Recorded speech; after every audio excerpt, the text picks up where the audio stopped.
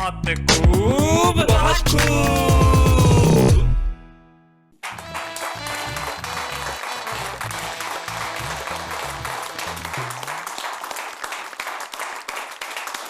नमस्कार, आदाब, खुशामदीद। भाई जिंदगी भी क्या खूब चीज है। जिंदगी इतनी खूबसूरत है कि जिंदगी की हर बात के लिए कहना पड़ता है कि बहुत खूब। भाई जो खुदा हमें दिखाता है वो बहुत खूब, ये जो दुनिया है बहुत खूब, जो दुनिया में होता है वो बहुत खूब, और दुनिया में जो हम करते हैं भाई उसके लिए क्या कहें, बहुत खूब। ये दुनिया बड़ी कमाल की चीज है। मुझे याद आता है एक बड़े धनी व्यक्ति, एक सेठ कहीं जा रहे थे।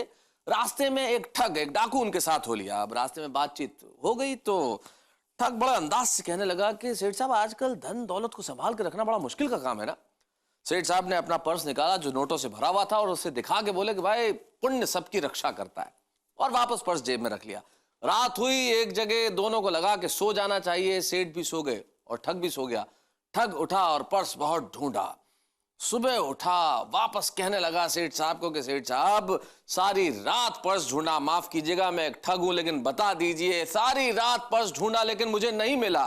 सेठ बोले मैं वो तुम्हारी जेब में रख के सो गया था। बहुत खूब, बहुत खूब, बहुत खूब, बहुत खूब। दोस्तों असल में होता यह है कि हम अपने भीतर नहीं झांकते कभी। शायद अपने भीतर झांकें तो जिंदगी की सारी धन दौलत वहां मिल जाए। और जब आदमी अपने भीतर झांकता है तो मुस्कुराता है। और मुस्कुराने के लिए आज हमारे तीन साथी हमारे साथ हैं। आइए इनका परिचय करते हैं और कहते हैं कि बहुत खूब। तो दोस्तों मेरे साथ मेरे तीन साथी बैठे हैं जो जिनमें से दो मुस्कुरा रहे हैं, एक अब मुस्कुरा रहे हैं, मुस्कुराने की कोशिश कर रहे हैं। तो जो अब मुस्कुरा रहे हैं हम उनका परिचय बाद में करेंगे, जो पहले से मुस्कुरा रहे थे हम उनका परिचय सबसे पहले करते हैं। मंच की इस और आप देख रहे हैं कि अपनी शादी का सूट पहन के आज इस कार्यक्रम में आए। आदमी अपने बुरे दिनों को इस तरह भी याद कर लिया कर लेता है। आप बड़े हिम्मत वाले हैं, शादीशुदा हैं फिर भी हंस रहे हैं। और सबसे बड़ी बात चीज ये है कि अपने शादी का सूट पहन के हंस रहे हैं। भाई क्या बात है आपकी। भाई मैं आपकी तारीफ के लिए बाद में बात कहूंगा, लेकिन आपकी हिम्मत के लिए एक बार जोरदार तालियां बजाना चाहता हूं। ये अलबेला खत्री है और बड़े कमाल के एक हिंदी में विधा होती है प्रतिगीत, जिसे आप अंग्रेजी में पैरोडी कहते हैं। उसके बड़े कमाल के रचनाकार हैं, हास्य कविताएं लिखते हैं। टेलीविजन पे आप इन्हें बहुत सारे शोज में देख चुके हैं और आज हमारे साथ आए हैं अलबेला खत्री। जरा जोरदार तालियों से स्वागत करें। मां भारती की इस वसुंधरा पे, जमीन पे कुछ लोग ऐसे पैदा हुए जो अपने आप को शरीफ कहते हैं लेकिन शायद है नहीं। ये वो तमाम लड़कियां जानती हैं जो इनसे मिली हैं। इन्होंने अपना नाम भले ही शरीफ भारती रख लिया हो लेकिन इनका शराफत से कोई दूर दूर तक नाता नहीं है। ये पिछले कई सालों से इसी तरह से जवान दिख रहे हैं। अब इसका राज क्या है या तो ये बता सकते हैं क्या इनकी पड़ोसन है। ठाकुर द्वारा मुरादाबाद से हमारे बीच में आते हैं शरीफ भारती। उसके बाद फ्रेंच कट दाढ़ी और हिंदी कविता। ऐसा नहीं लगता जैसे कटरीना कैफ सुंदरकांड का पाठ करने आ गई हो। इनका नाम है हरीश चतुर्वेदी। तो आइए दोस्तों इस महफिल की शुरुआत करते हैं। हम आगाज करते हैं शानदार महफिल का। और सबसे पहले मैं किसे बुलाऊं किसे बुलाऊं किसे बुलाऊं। मुझे लगता है कि शराफत से इस महफिल की शुरुआत होनी चाहिए और शराफत से शुरुआत करने के लिए मेरे पास एक ही नाम है। आइए तो हम प्रारंभ करते हैं हंसने हंसाने की आरती। बुलाते हैं शरीफ भारती। जोरदार तालियों से स्वागत कीजिए। दो चार शेर पहले बर्दाश्त कर ले जी, उसके बाद मैं आपका मादा देखने के बाद कुछ और बर्दाश्त करवाऊंगा। आप दो चार ही कहें, मादा इतना ही है। जो गले मिला में तपाक से तो मुझे झिंझोड़ के बोली वो। अच्छा, जो गले मिला में तपाक से तो मुझे झिंझोड़ के बोली वो। मेरे घर में हो जब मेरे मियाँ जरा फासले से मिला करो। जब घर में हो मेरे मियाँ जरा फासले से मिला करो। यूं भी बर्दाश्त करने के मैं जब से खड़ा हूं मेरी कम्मों पे नजर है। ओहो, मैं जब से खड़ा हूं मेरी कम्मों पे नजर है। हाथों में उसके बाप का पत्थर नहीं देखा। हाथों में उसके बाप का पत्थर नहीं देखा।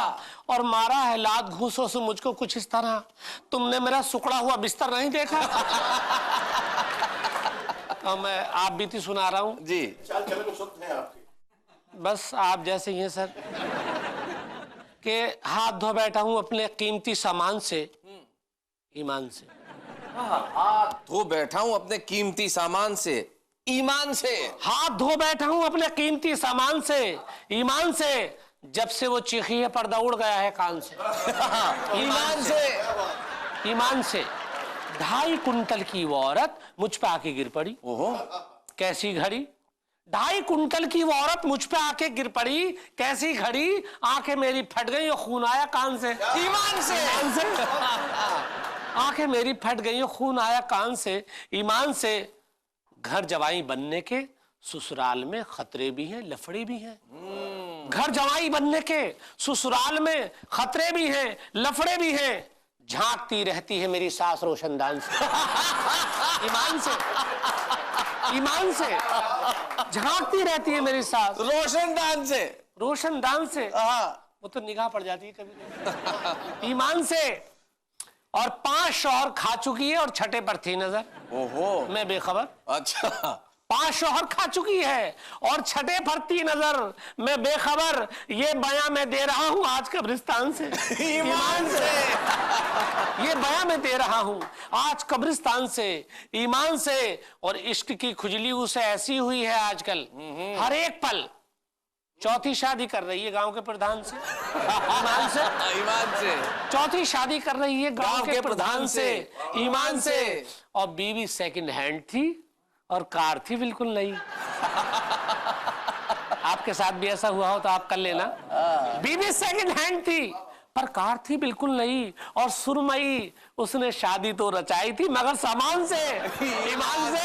क्या बात है भाई, वाह। उसने शादी तो रचाई थी मगर सामान से, ईमान से। हर धर्म के लड़के को उसने भगाया रात में, जज्बात में। भाई बड़ी बड़ी सांप्रदायिक एकता की मिसाल है ये। हर धर्म के लड़के को उसने भगाया रात में, जज्बात में। अब नई सेटिंग है उसकी आजकल सलमान से, ईमान से। बहुत अच्छे। बहुत खूब। शरीफ भारती की गजल ने कमाल कर दिया। ये हिंदुस्तान कह रहा है सारे हिंदुस्तान से, ईमान से। और मैं जानता हूं कि आप बहुत कुछ सुनना चाहते हैं, लेकिन भाई सुनना है अगर तो इंतजार तो करना पड़ेगा। और इंतजार कुछ ज्यादा देर नहीं करना, बस इधर उधर मत जाइएगा। बाकी चैनलों पे कुछ खास नहीं आता, रोना धोना चलता रहता है। अगर हंसना है तो थोड़ी देर यहीं रहिए। हम यूं गए और यूं आए, बस ब्रेक के बाद।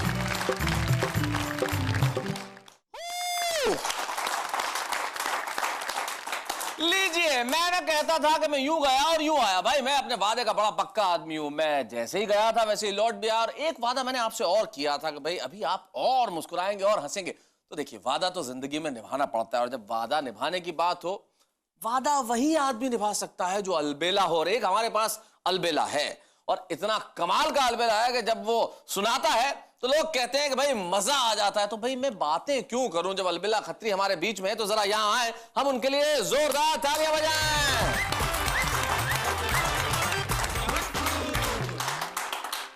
नेताओं की बात करता हूं। जी जी अलबेला। जैसे बाजार के लिए क्रेता जरूरी है। जैसे बाजार के लिए क्रेता, खरीदने वाला जरूरी है। जी। क्रेता यानी कस्टमर, जो कस्टमर है। जैसे बाजार के लिए क्रेता जरूरी है, क्रेता से निपटने को विक्रेता जरूरी है। वैसे ही डेमोक्रेसी की दुकानदारी में दलाली करने के लिए नेता जरूरी है। भाई बहुत अच्छे। जरूरी, नेता बहुत जरूरी है। जी जी। लेकिन नेताओं में ईमान ढूंढे हम तो गलत बात है। कहते हैं चाइना किसी का मित्र हो नहीं सकता, धतूरे में कभी इत्र हो नहीं सकता। हाय हाय हाय हाय। जूता कितना भी महंगा हो पवित्र हो नहीं सकता। और भारत के भ्रष्ट नेताओं का कोई चरित्र हो नहीं सकता। भाई क्या बात है, बहुत अच्छे। नेता कब दूर गबन से, जनता कब दूर रुदन से। नेता कब दूर गबन से, जनता कब दूर रुदन से। सब जनगण बोले मन से, क्या हो गई भूल अपन से कि नेता तो देश का संकट है, चोरों का जमघट है। क्या बात है, इनके नेता तो देश का संकट है, चोरों का जमघट है। क्या बात ये है। ऐसे ऐसे नेता वाह। मिले हैं कि कल का गुंडा आज एक नेता हुआ, देखते ही देखते ये क्या हुआ। कल का गुंडा मैंने अपना वोट उसको दे दिया, हाय हाय, मैंने अपना वोट उसको दे दिया। मैंने अपना वोट उसको दे दिया, मुझसे ये गलती नहीं गलता हुआ। कल का आज का नेता हुआ, देखते देखते ये क्या हुआ। दिए जो मत तुझे वो दुर्भाग्य से हजारों रंग के घोटाले बन गए। सवेरा जब हुआ तो ताऊ बन गए, जो रात आई तो चौटाले बन गए। बहुत सी प्रजातियां हैं। जी, जी, मैं एक दो नाम अगर लेना चाहूं तो, कि मोहब्बत, इबादत, अमन बेच देंगे। क्या बात है।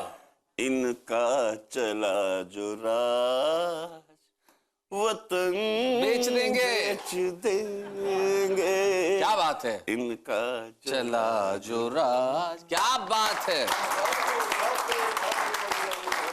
सच कहा है, अगर इनका राज चला तो ऐसा ही होगा। तब कवि वेद प्रकाश सुमन की चार पंक्तियां मुझे याद आती है कि जरा सी बात पे पावन वचन को बेच देते हैं, और सुमन की बात क्या पूरे चमन को बेच देते हैं। और बड़े बेवफा गद्दार हैं जयचंद के बेटे, जो अपने स्वार्थ के खातिर वतन को बेच देते हैं। अब इन वतन बेचने वालों का हम क्या करें साहब, जैसा जिसका चरित्र। लेकिन सच कहा अलबेला खत्री ने, कुछ जगह हमें चरित्र नहीं ढूंढना चाहिए, लेकिन आदमी का एक मूल चरित्र है कि जब उसे दुख होता है तो उसे एक ही चीज अच्छी लगती है, मुस्कुराहट और हंसी। और आपकी जिंदगी में इतने तनाव और दुख हैं कि उसके लिए हम हैं, हम यहाँ पे प्रतिबद्ध हैं आपको हंसाने के लिए। लेकिन यार भाई, आपको चाय पीनी है कि नहीं? हाँ, तो जरा एक कप चाय पीजिए।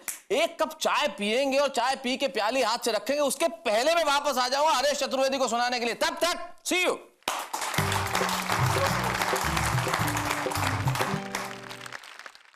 Welcome back. अरे भाई, आप तो कमाल के हैं, आपने तो चाय पी भी ली, बड़े फास्ट हैं आप। आपके लिए कहना पड़ेगा बहुत खूब। और कुछ हमारे मित्र ऐसे हैं कि वो बड़े फास्ट हैं, जितना तेजी से सोचते हैं उतना तेजी से लिखते भी हैं, और जितना तेजी से लिखते हैं उससे ज्यादा तेजी से सुनाते हैं, और जितना ज्यादा तेजी से सुनाते हैं उससे ज्यादा तेजी से चले भी जाते हैं। इससे पहले कि वो चले जाएं, मैं चाहता हूं कि हरेश चतुर्वेदी यहां आए और कुछ सुनाए। जरा जोरदार तालियां बजाएं। मित्रों, शैलेश जी यहाँ बहुत बड़ी बड़ी बातें कर रहे हैं, बड़े प्यार से और ईमान से। जी, मैं समझ नहीं पा रहा हूँ इस माहौल में मैं क्या सुनाऊं।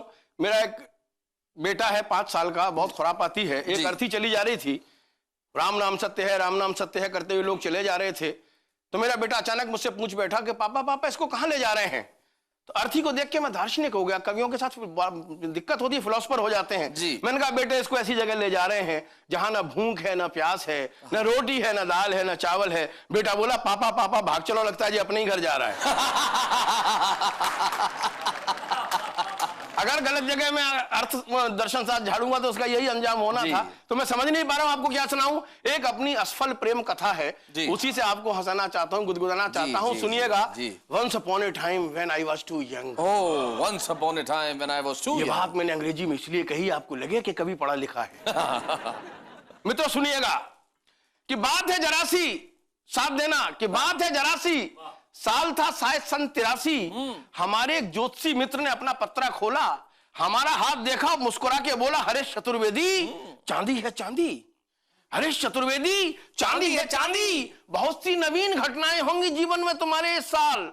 तुम्हारा एक सुंदरी से प्यार होगा। हम बोले यार ये तो उसकी सुंदरता पर अत्याचार होगा। बोला तुम्हारा एक सुंदरी से प्यार होगा। हम बोले यार ये तो उसकी सुंदरता पर अत्याचार होगा। बोला बच्चे मत करना नादानी, तुम में भी खून है, जुनून है, लगा दो दांव पर जवानी। और हमने लगा दी।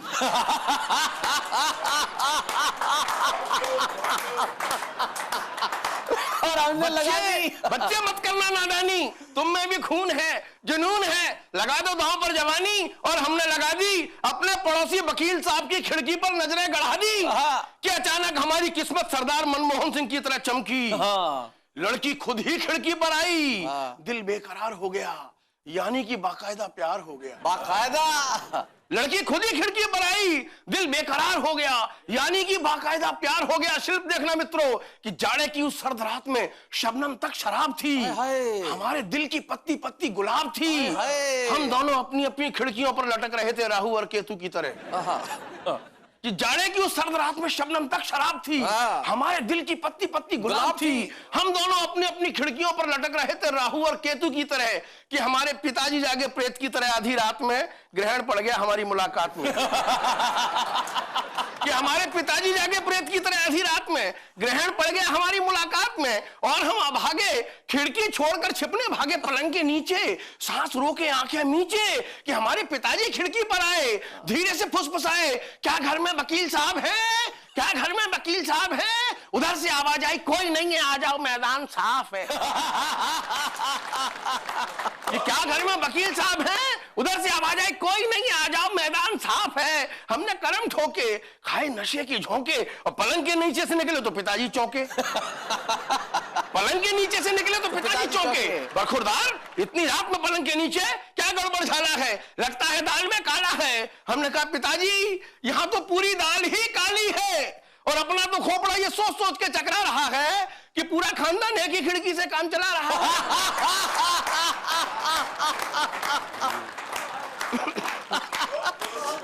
तो भाई कितने चरित्रवान खानदान की कथा हरेश चतुर्वेदी ने सुनाई। भाई ये करने की भी हिम्मत चाहिए। भाई हरेश जी, मैं आपको तो प्रणाम करता हूं, आपके उन पिताजी को भी प्रणाम करता हूं जो उस खिड़की पे लटके हुए थे, और सामने वकील साहब को खास प्रणाम करता हूं जिन्होंने ये सुविधा दे रखी थी कि बाप और बेटा दोनों एक ही खिड़की पे आए। लेकिन हमने आपको एक सुविधा दे रखी है कि आप हंसें और हंसाएं और सच पूछें। तो ये सारे कवि आपको हंसेंगे हंसाएंगे, लेकिन जिंदगी का सच आपको बताएंगे। जाते जाते एक शेर, मुझे एक मकबूल शायर का याद आता है जो इन कवियों के लिए बिल्कुल सच है कि मियां मैं शेर हूं, शेरों की गुर्राहट नहीं जाती, मैं लहजा नर्म भी कर लूं तो झुंझलाहट नहीं जाती। जितनी भी झुंझलाहट रहे, आपके लिए सिर्फ हंसी, ठाके, मुस्कुराहट, खूब सारी खुशियां, जिन्हें सुन के सिर्फ आप एक ही चीज कहने वाले हैं कि शैलेश भाई बहुत खूब।